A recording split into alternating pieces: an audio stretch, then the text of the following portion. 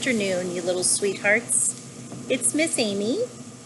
I'm in my backyard again today to read you some stories. I can't seem to go inside because it's so beautiful outside and just enjoying this weather so much.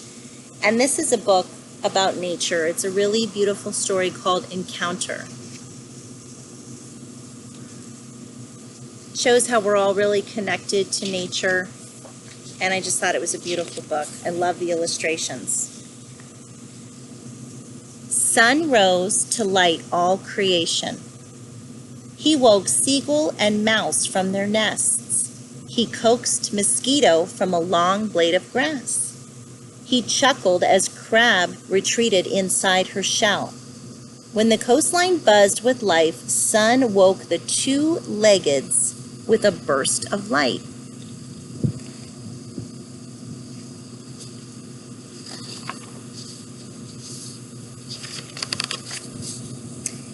This is Fisher. He tried to shoo Sun away by wiggling his toes, so Sun tickled Fisher's knees. Fisher rolled onto his belly. He persisted and gently warmed Fisher's neck. Fisher woke at last to welcome the day ahead. So when the sun's coming up, whether we want to or not, we just have to say good morning and start our day and make it a good day. I will paddle to waters thick with mackerel, he said. Fisher turned his canoe, loaded his nets, and pushed into the ocean. So he's going off to try to find some fish. This is Sailor. He came from far away. He tried to block Sun by pulling a cap over his eyes. Sun peeked through the fabric, knit with love. "Wake up, Sailor," Sun whispered. At last, Sailor smiled. "Today I will explore unknown lands in a new world." Sailor lowered a boat from the ship and he rolled toward the shore.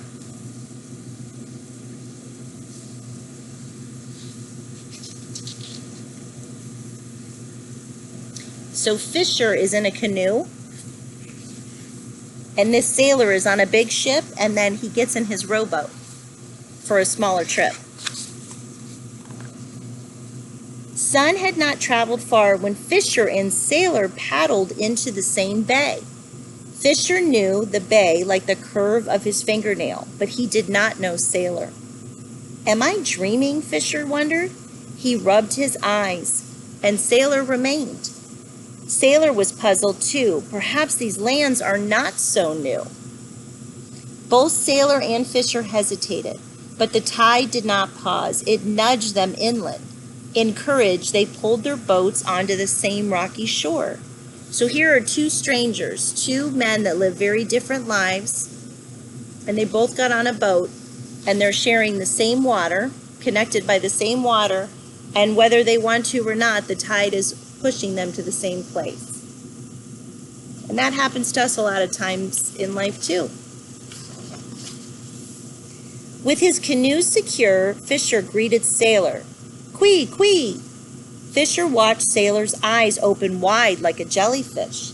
He speaks differently than me, Sailor thought, but he replied, "Salute, salutations." Sailor watched Fisher's forehead wrinkle like an earthworm. We do not sound the same, Fisher thought, but he waved cautiously at Sailor.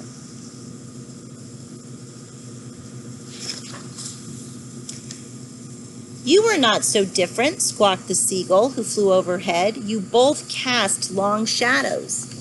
So see, both of them on the beach, both have a shadow from the sun that looks the same. Sailor tried to explain his journey across the water by drawing it in the sand. As Sailor sketched, the red wool cap fell to the ground. Fisher laughed. He imagined lobster and leapt off Sailor's head to scramble into the ocean. The wind lifted Fisher's hair. Sailor chuckled. He thought Fisher's hair looked like a horse's tail. So because they're from different places and probably different cultures, they wear their hair different. One wears a hat and one doesn't. "You have much in common," the mosquito buzzed. "You both taste delicious." So the mosquito doesn't care where anyone's from. They're going to come and sting people, no matter what. Sun now sat directly overhead, and Sailor was getting hungry. His stomach grumbled. Sailor pulled sea bread from his pocket. He gnawed at the edge before offering it to Fisher, who took a bite. I would rather chew wood, Fisher thought, and return the sea bread. Fisher offered Sailor a handful of sunflower seeds. Sailor popped them into his mouth. Oh, I would rather eat pebbles, he spat, peppering the ground with unopened seeds. Fisher laughed. You must crack open the shell. Wordlessly, Fisher taught Sailor how to reach the heart of the seed.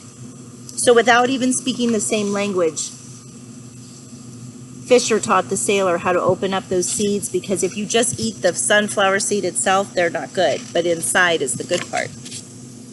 Mouse was grateful for their crumbs. Lucky me, Mouse said, a feast. So that cute little mouse came and picked up the sea bread crumbs and the sunflower seed crumbs.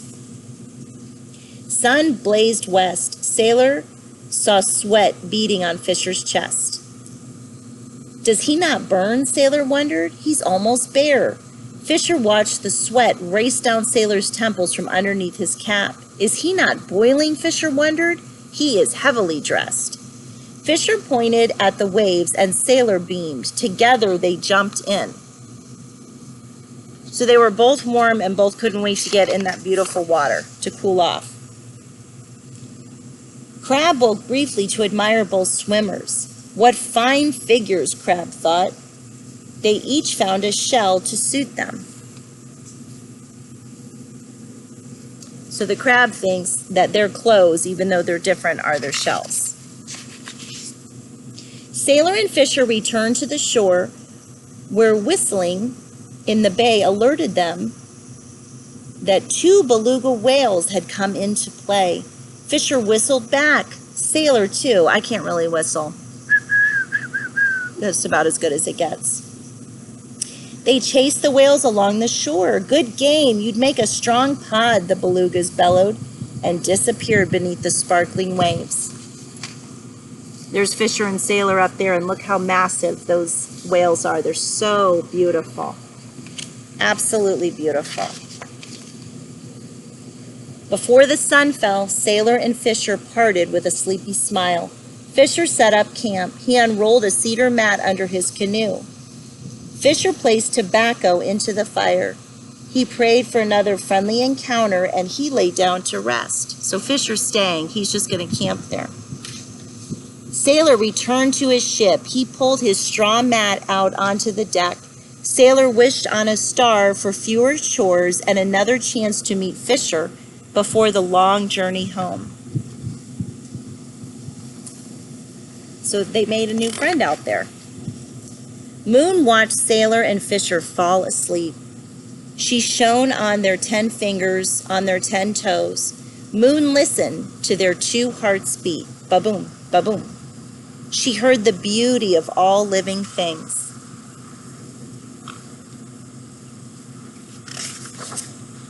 Such a beautiful story. It really does just show that no matter how different we are from someone else, we're all very similar in our hearts and in our souls. We all want and need the same things. In this book, they were both hungry and ate. They were both warm and took a swim. They were both strangers and were a little bit cautious and shy with each other at first, like we are a lot of times with people, but then they became friends without even speaking the same language, both appreciating nature and appreciating each other's differences. So I hope you enjoyed that book, Encounter, and I hope it helps you to think about how we're all connected in this world. I really enjoyed it, and I hope you did too, and I wish you well.